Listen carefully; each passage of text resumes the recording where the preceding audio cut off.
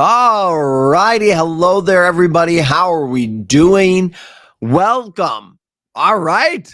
We're getting closer and closer to that AP exam date, but we're going to rock it. You are all going to do great. So today we're going to be reviewing Unit 6 of AP Psychology. So just like all of our other live streams, if you've been joining us, we are always focusing on this CED. So here's the CED here. This template, again, if you've been on the live streams, it's part of the free preview, that ultimate review packet. So what I did is I just took the different CED topics and then I broke down the learning targets and the examples. So this is the concepts that College Board wants to make sure that we have an understanding of. So if it's in this document, it could be on that AP exam. So something to just think about there. When we are looking at this part of the CED, again, CED here is our course exam description. So we're always kind of referencing back here. We want to make sure that this is making sense. Unit 6 is 7 to 9%. So again, similar to Unit 4, actually exact same, a little bit smaller of a percentage of our actual exam here. But still, we want to make sure we're studying this stuff because, it could be on that exam. And we want to rock our exam. So that's why we're studying things. Cool. We're going to get started now with our Kahoot. We'll get some shout outs a little bit, see where people are at. Couple of people, again, in the ultimate review pack, if you get that free preview, you can check it out. Also, too, if you're interested in getting the ultimate review packet, I got study guides, answer keys. There's over like 300 practice questions in it on all the different units to help you out there. And two, you'll notice once we get into our Kahoot that there's a bunch of people already in it, and that is because they are on the Discord server. This is completely free, so you can join. We got a lot of people reviewing here, so we're in Unit 6 right now. Who knows? Maybe people will be hanging out in here, chilling, talking about the Kahoot as we go through. So yes, this is free. Links in the description. We got some people right here in a study hall chat here hanging out, talking. So if you're interested, check it on out. That would be the Discord server. All right, all that stuff's out of the way. We are now going to get this up and running. Let's check the comment section out. We got Kobe from Texas, Michigan, Abby from Maine. We've got California. There we go. California, Georgia, Texas, Minnesota, represent, Brazil, Maryland, Seattle, Ottawa, where there no school is offering psych. Well, you're still here. That's awesome. Jersey, New York, Tallahassee, Colorado again. Welcome back. New Jersey, Maryland, Arizona, baby, Long Island, Utah chat. All right. We got people from all over. That is fantastic. It's always cool seeing like people from all over the world and all over the country here to review and learn together. So we're going to get started. I'll quick put that Kahoot code on the bottom. So if you want to get in later, no worries. It'll scroll on the bottom there. Perfect. All right, let's get started with our first question. So here we go. Woo! AP Psych. Unit 6 coming up. All right, question 1. As a zygote matures, the inner cell becomes blank, while the outer cell becomes what? So here we're looking at a zygote. As it's maturing, what's going to happen? What's occurring? Shout out to your sister. There you go. But just my voice. We'll see. I did a live stream earlier today for AP Human Geo, and my voice gave out, I think, 3 or 4 times. I had to stop for a little bit. It is getting better. It's fine. You don't have to worry about me, though. What we have to worry about is you guys all rocking your AP exam. So let's see here. The majority of people got it. We still have some division here, so we can see between the red and the blue. So let's quick kind of talk about this. So the embryo and the fetus, remember, the inner cells do become the embryo. The fetus, though, is in the last stage. So that's that fetal stage. So here we're looking at the zygote here. So again, the inner cells become the embryo. The outer cells are going to become the placenta there.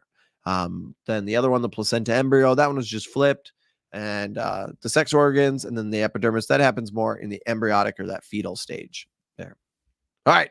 We're going to go on to our next question there. Here's our leaderboard. What do we got? The Yellow Yeti. All right. Yellow Yeti taking the lead.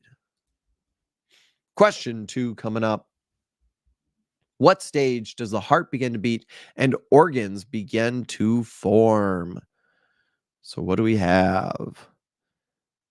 Again, yeah, so some people asking about the like level of the questions. This is great for reviewing vocab or some of these concepts. Use College Board questions or like the Ultimate Review Packet that has actually 2 full practice tests in it, or the Barron's prep book or any of those. The Kahoot does limit me in how much I can put in a question. So I can't have the same depth always because of the limitations of how much I can actually type. All right. Let's quick look at this one. So the fetal stage, remember, is around 9 weeks. We're going to actually move into that fetal stage. And this is where that embryo is now considered a fetus. And during that stage, that's when the baby's going to see their toes and their fingers grow, lungs start to develop, stomach forms. The embryonic stage is around this 2 to 9 weeks. This is when that heart begins to beat. The germinal stage is going to be those first 1 to 2 weeks of the pregnancy, and that is where the sex is going to be determined. It's also where the fertilized egg would then implant to the wall of the uterus. In the zygote stage, the zygote's a fertilized egg. That's not actually a stage. Cool. Hopefully that kind of helps. So again, we have the germinal as those first 2 weeks there. That's going to be like kind of the original one. The fetal is going to be at the end, and then the embryonic stage, that's going to be 2 to 9 weeks. So it would go the germinal, the embryonic, and then the fetal stage. Those would be our order for you. All right. Big question. I would focus more on what the psychologists, not just like memorizing all their names, but like focus on the different things they are known for, or like the schools of thought that they have. Like if we're talking about behavioralism, have an idea of some of these connections there. Realistically, when you're looking through the CD, you'll notice certain names repeat more often. But the big focus is going to be on these applications. So like the different studies, different methods, the different ways in which they transform the field of psychology. So just check that CD. If there's someone that's in the CD, you want to focus on them. If they're not, don't worry about it. So oftentimes your textbook has a lot more information than you really actually need. The CED, that course exam description, that is going to be the one that the College Board is basing everything off of. Yes, all of these could create abnormalities. Abnormalities. Why am I mispronouncing things all of a sudden? That's okay. So genetics, remember, some birth abnormality. I don't know why I can't all of a sudden talk here. But those could be some things that are genetic. Teratogens, those you'll want to make sure that you're familiar with that term. This is a substance that someone would consume and it could cause birth defects. So generally for like the fetus or that embryo, and that's something harmful, like smoking when you're pregnant or drinking alcohol, those would be teratogens. They are things that then would impact you. And environmental influences, that would actually include teratogens. It could. Or if we're living near a place that has a lot of pollutants, that could also then influence the pregnancy there. So these could all cause some birth defects. So generally, if you're pregnant, you want to make sure you're avoiding these things to make sure that you don't have to worry about that. All right. Good. I'm glad. I'm glad you love it. I am glad that it's helped you out. So thank you. All right. Here we go. When the ducklings formed an attachment to a human that took care of them when they were born. What is this attachment? What do we got? What do we have? All right. We got a couple different attachments here. All right. So this would be imprinting. For those who are saying secure attachment, this is connecting more to Mary Ainsworth, and that's that strange situation test. We'll talk about that a little bit later. But that's going to deal with like children and their confidence when their parent is actually with them and is present, or when they leave, are they going to become distressed? Are they not? So she did that experiment where she had kids get put in a room that they're not familiar with, the environment. Then the mom would leave. They would then come back and they'd try to see like, okay, how is the child reacting? That would be that secure attachment. That's also going to be that insecure attachment is going to also connect to Mary Ainsworth and her experiment. Imprinting, though, this is going to be actually, does anyone know real quick? I'm a quick drink of water, but anyone know who coined imprinting?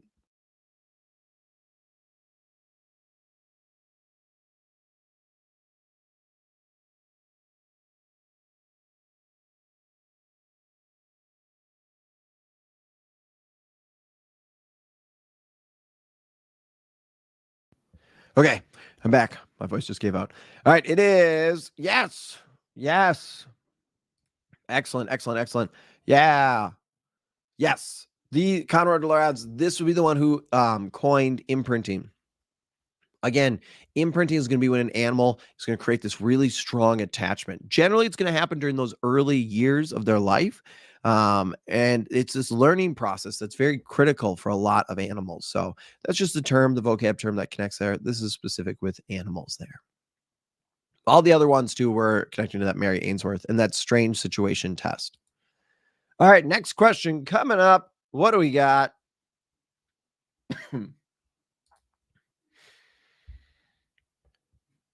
All righty.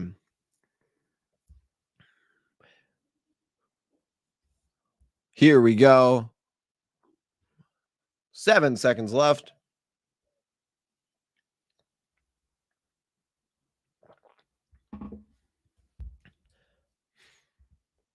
All righty. We got a little bit of a divide here.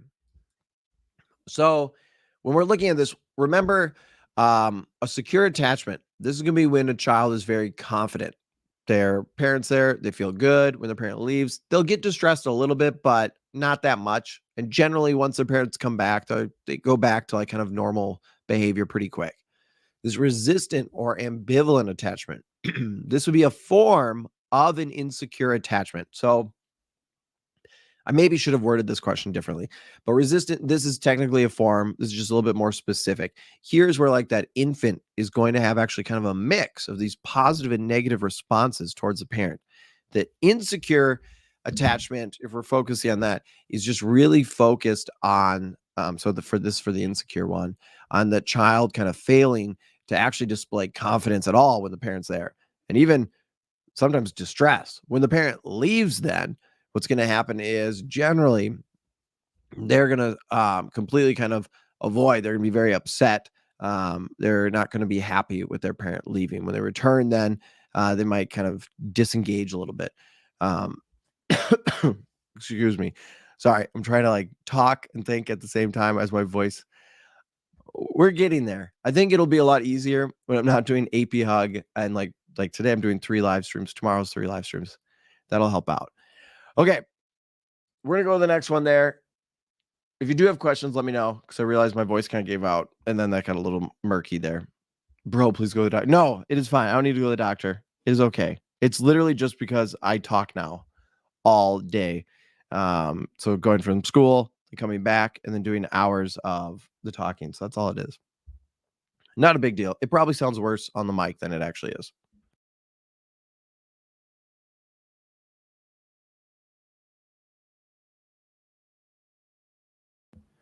All righty. So here we have Erickson's stages of development. Awesome job. So majority of people got it. By the way, fun fact, potty training is a beast. Not an easy thing to do at all. But remember, trust versus mistrust. This is going to be kind of those early age. So that's birth between 18 months. This is when an infant's really kind of trying to explore the world a little bit and trying to see who can they trust, who can they not. Hence, trust versus mistrust. So right away, important things here is making sure that the infant's fed for and taken care of and is loved and feels that connection. The next one that we're going to look at is that initiative versus guilt. That's generally around 3 to 5 years old. I wouldn't worry too much about actually trying to memorize the different ages there. But initiative versus guilt, this is going to be when the children are actually learning to actually believe in their ability to be successful. They're going to try to pursue their goals. So remember that. Generally here, if you're over criticized, so it's not saying that you can't be criticized, but if it's overcritical that people are, you start to like, I think you can't really do it. You get that self-doubt being built in.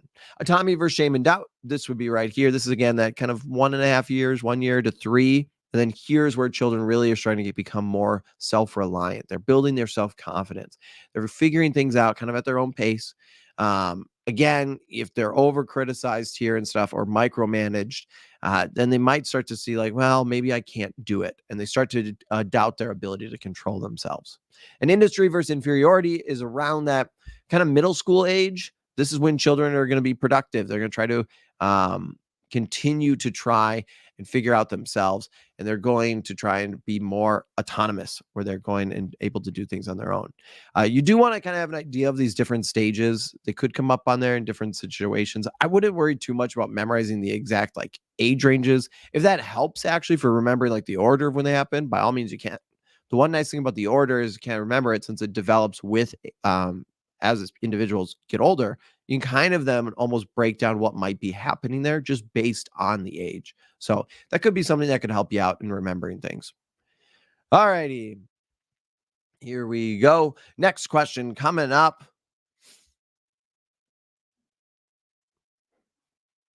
You haven't gotten a single one right. That is okay. That's all right. You're here. We're learning. We're figuring it out. It's better to get things wrong now. It's better to take a practice test right now and then get that wrong than to have it happen on the AP exam. So you got plenty of time left.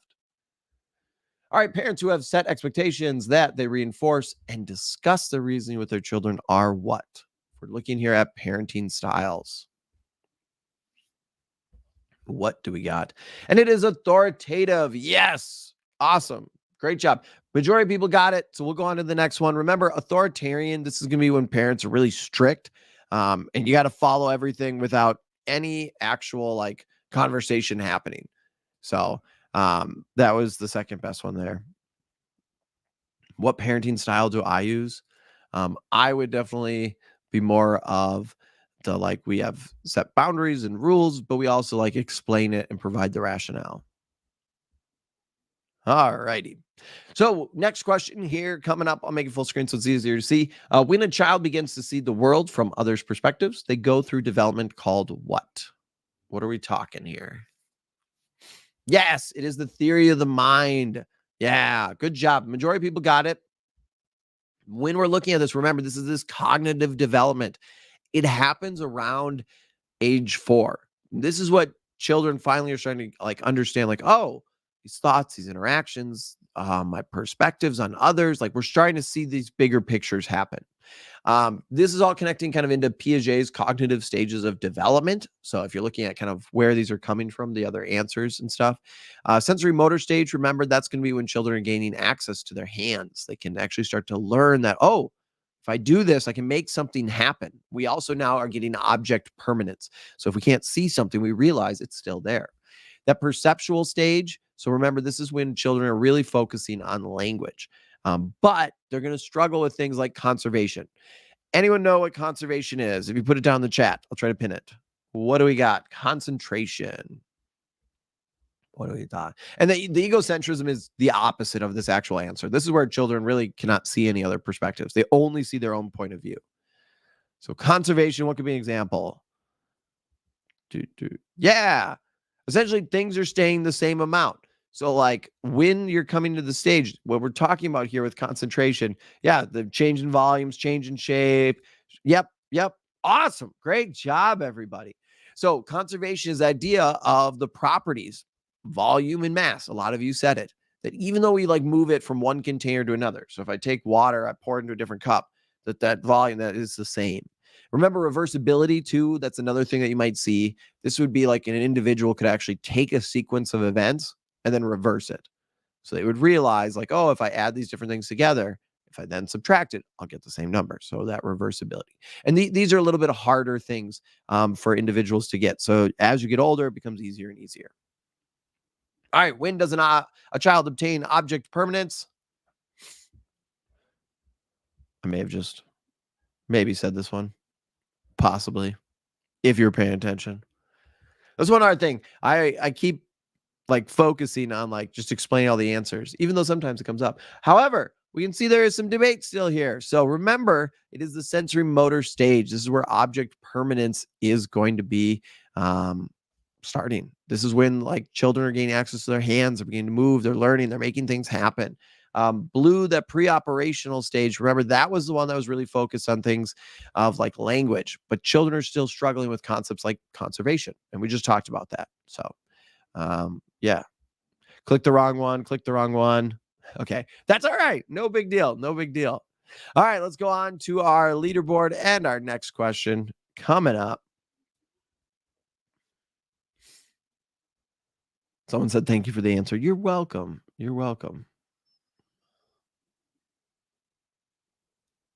All right. So here, what describes the feeling that many young people have of being invincible? So, no offense to all the wonderful teenagers out there, but a lot of times they feel invincible. This unit is your downfall. Well, if this unit is your downfall, the one nice thing, it's a smaller percentage of the exam. It's only 7-9%. So there you go. All right. So we're kind of looking here a little bit at James Marcia's identity model, and it is that personal fable. So this is the idea generally adolescents believe that like they're unique and they will not be impacted. Like they can do whatever they want. So it doesn't matter if I'm driving really fast because I got plot armor. I'm the main character and nothing's going to happen. Or I won't get a speeding ticket or this won't happen. So that would be the personal fable there. Other aspects of James Marcia's identity model, remember that identity diffusion, that was our next popular answer. This is when an individual is still kind of trying to figure out who they are, but they haven't really explored possibilities. They're not committed to their current identity, their status, but they haven't explored other things. So an individual might not know who they are yet or what they want to do with their life. And possibly they might not even care. So that would be that identity kind of diffusion there. The Law and Order one, we didn't have that many people, but that would deal with Kohlberg's theory of moral development. And that is looking at those intermediate levels of moral reasoning. So the Just World phenomenon connects to Unit 9, which we'll be doing a live stream, of course, later on. And this is looking at the idea that the world is fair and it's orderly. And if something happens negatively to someone, well, they probably deserved it. Clearly, they were doing something wrong because the world's fair. So it wouldn't do anything to someone who didn't deserve it. All right, let's go on to our leaderboard here. Ooh, Flying Jaguar in the lead. Next question coming up, question 11.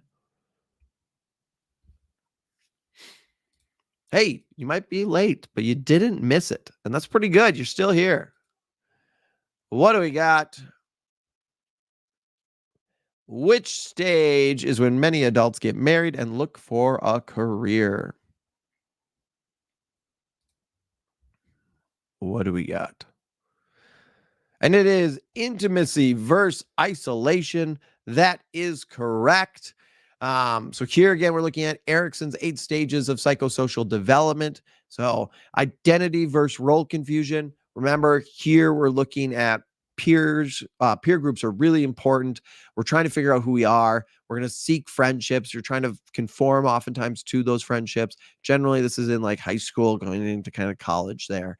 Integrity versus despair. Here, we're going to have a variety of different things occur. So this is when individuals often are going to reflect on their life, and hopefully they don't have any regrets. So that's the hope.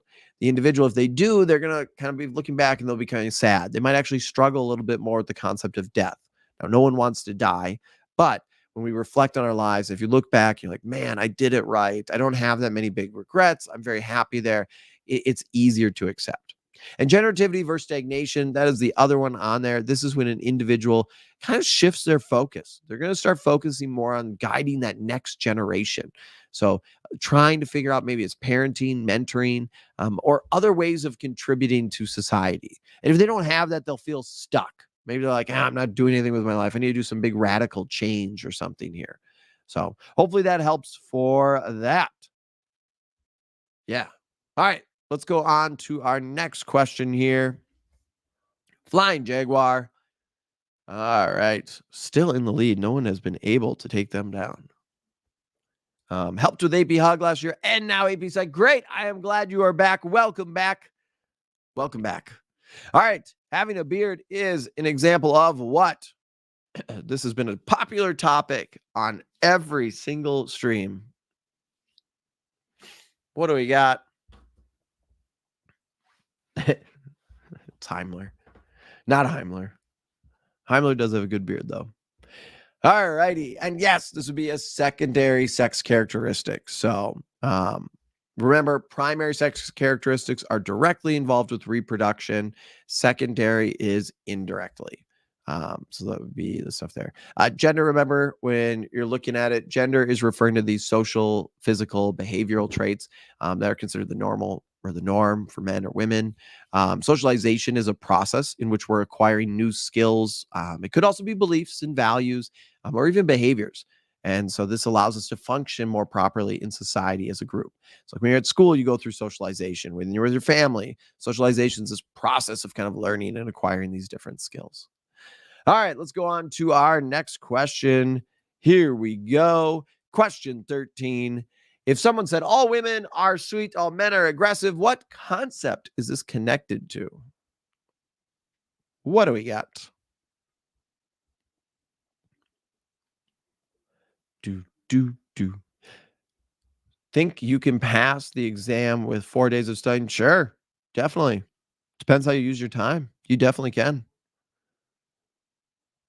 Where there's a will, there's a way. You can do it. And yes, it'd be gender stereotypes. Definitely gender stereotypes. When we're looking at, remember, gender identity is going to be a person's self-identification. It's male, female, sexual orientation. That is going to be the sexual attraction to who they're attracted to. Primary sex characteristics we just talked about, and that would be a stereotype. We'll talk more about stereotypes too when we get into Unit 9 as well. All righty. When we're looking at socialization, we have already gone over it. Which of the following would not be like a main socializer?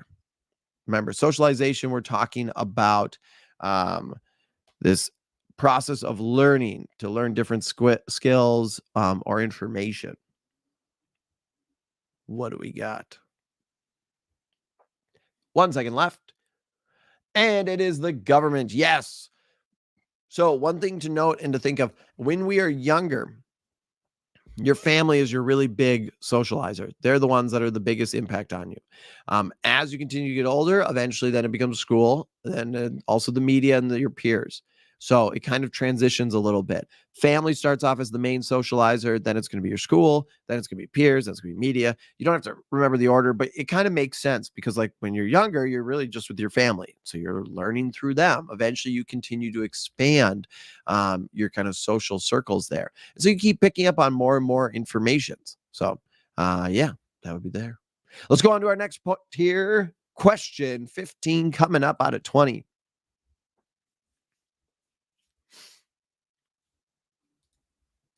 I appreciate the honesty. I mean, if you haven't done much yet, we still got 4 days.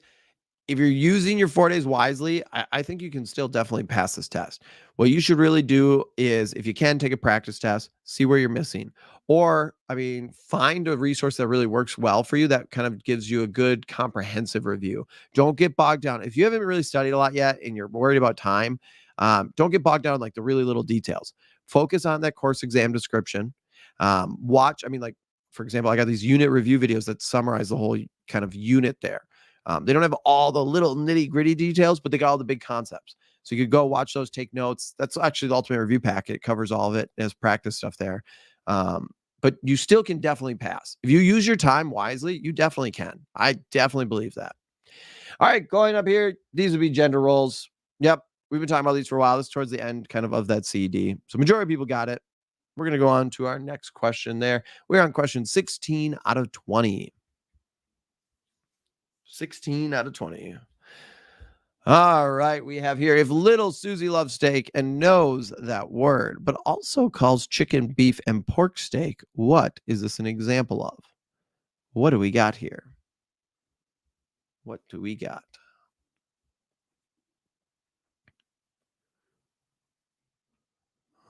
Some people are like, no, I misclicked. Yes, so it is assimilation. This is when we're going to take some new information. So we're taking this new information and we're putting it into an existing schema. Accommodation, remember, is when we have an old schema. And what we're going to do is adjust it to actually incorporate the new information. So, for example, in this example, maybe we're going to actually take that steak schema, and just kind of change it to like meat. So we're shifting things there. Egocentric, this is, again, we talked about earlier. That's when a child is going to actually not be able to see other perspectives. They only really see their own point of view. And then the last one there that we had is that theory of the mind. And we talked about this one earlier as well. Not that many people put it, but this would be that cognitive development that occurs just around age 4. So this is where we're starting to understand our perceptions of others. We're starting to see intention and all of that stuff. Cool. This apparently is a very pressing question. Yeah, I do like Taylor Swift. Taylor Swift, one, as like someone of business, is phenomenal. artist. She's phenomenal. She writes her own stuff. There's a lot to say. I mean, I don't get why people would kind of rag on Taylor Swift. She's pretty awesome. Listen to her album today. Actually, I've listened to her album pretty much every day this week. Just I've been listening to it as background music as I create all the stuff for live streams. All right. Why are there critiques of Lawrence Kohlberg's theory of moral development? What do we got? What do we have?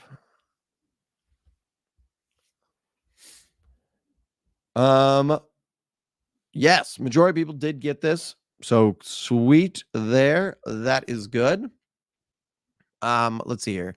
So because it didn't have the content validity, that seems to be the most popular other one. Remember here, content validity, this is going to be that extent to which a test actually inquires about the information or behaviors of interest. So they're really, if we looked at it, nothing's really been said about it. The big thing here is that it was only following men. That was the big critique of it. It only followed men. It didn't look at women. So it kind of overemphasized justice. If you remember back to your class or your textbook there, focusing a lot on that. Factors like compassion or caring or interpersonal feelings, different things of that and how that might play a role in moral reasoning really weren't factored in as much. So that was one of the critiques of it, is that, hey, this really just looked at guys. There's more to this, and that this kind of focused a little bit too closely to a very select few individuals. All righty. Okay, I just had a quick go back up with the chat because I fell super far behind. I can see there's people debating now about Taylor Swift. The debates. Dun, dun, dun. All right. Next question here, though. Carol. Oh, there goes the voice. Carol Gillian is known for what? Man, that voice, it just sounds better and better. Yeah, majority of people she was the one who kind of critiqued it. And then what she did is had her own moral development study, and it actually contradicted a lot of Kohlberg's theory of moral development there. So she used different things, like she looked at relationships and some of these emotional things. So she started to actually kind of critique it and break it down. Those 4 stages of cognitive development, remember that Jean Piaget, that's our sensory motor, that's our pre-operational, our concrete, operational, and formal. We've already been talking about those. For scaffolding, that was the next one that people had, the second most popular one. That's going to be Vygotsky, and that's going to be our zone of proximal development. And then the last one, is going to be Albert Bandura. He's the one who did the Bobo doll, and that was looking at like violence in the media and that impact there. Sweet. Let's go to our next one here. Question coming up. Who has a theory about 8 stages of psychosocial development, including intimacy versus isolation? We've talked about this one a lot, or at least the different stages.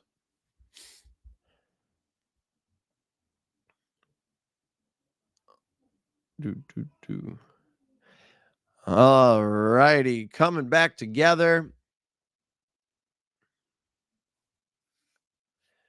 Yes, and it is Eric Erickson. So yeah, you'll want to remember Eric Erickson here. Majority of people got it. We just actually kind of reviewed the other people in the last question, so I'm not going to talk about them again. But yeah. All right, last question. Here we go.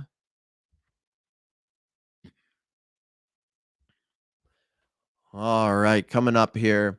Which stage in the identity model is after exploring different identities? I'm now confident in who I am. So we're looking here at James Marcia's identity model. So James Marcia's identity model. What do we got? Yeah, majority of people got it. So remember for here, foreclosure, this is when an individual is going to have that high degree of commitment to some identity. But they haven't really looked at other options yet. So they're like, yes, this is who I am, but they haven't really explored yet. Identity diffusion, remember we talked about earlier. So an individual actually doesn't have that commitment. So they don't have a high degree of commitment to their identity, but they haven't looked or explored other possibilities. The moratorium is going to be when an individual has that really low level of commitment, but they're actively exploring. So they're actively trying to see other different identities, figuring out kind of who they are. And identity of achievement, which is our answer here. That's when our individual, again, has that set identity. They've explored different options, they've looked at different things, and they've come to their own conclusion. So that's the key here. They came to their own conclusion and they're confident and they are set. All right. Cool. Yes. All right. Sorry, I was blanking there. It's been a very long day there. All right, let's look at our leaderboard here of what we got. Unit 6 of AP Psychology. We have the Flying Jaguar in second, was in first for a while. The Ponies in third, and in first is the Lucky Condor. Way to go. Awesome. Yeah, your sympathetic nerve system is about to burn a ton of calories during this test. Yeah, hopefully you all do really, really well. So excellent job, everybody. I'm gonna have to, I realize this one was a little shorter. I gotta try and rest a little bit my voice. I promise some of the other ones will have a little bit more length to them. I also saw some people saying, could we do maybe a video for the ultimate review packet where kind of similar to AP Hug, where it's like just for those users. I'll see if I have time to make one. That'd be great. It just takes a lot of time. The hard thing with Psych 2 is that next year, all of Psych is changing. So everything you make this year, it's not wasted, but you can't like reuse anything again. But I'll definitely look into it if I have enough time. Time's been my big issue right now, is teaching and then doing the live stream. So if I have time, I'll definitely try to make something and then we'll do something there. So I'll get back to you on that. It all depends on the time too. Okay, we are going to have to wrap this up. I need to rest my voice for just a little bit before I have to stream again. So thank you all for coming. Tomorrow we're going to go into Unit 7, and then it's going to be Unit 8, and then it's going to be Unit 9, and then before you know it, we are at the AP Psych national exam, which is crazy. It seems like just yesterday we started off the school year, and now all of a sudden we're done. So that's legit. Tomorrow it'll be again at 6 p.m. Central Time. So you can see the links already on YouTube. So on your time zone, if you look in that bottom left corner, it'll tell you exactly the time there. All right. Thank you, everybody, for stopping by. As always, I really appreciate it. You are awesome. You're going to rock this test. You're going to do great. I'm Mr. Sinn, and until next time, I'll see you online.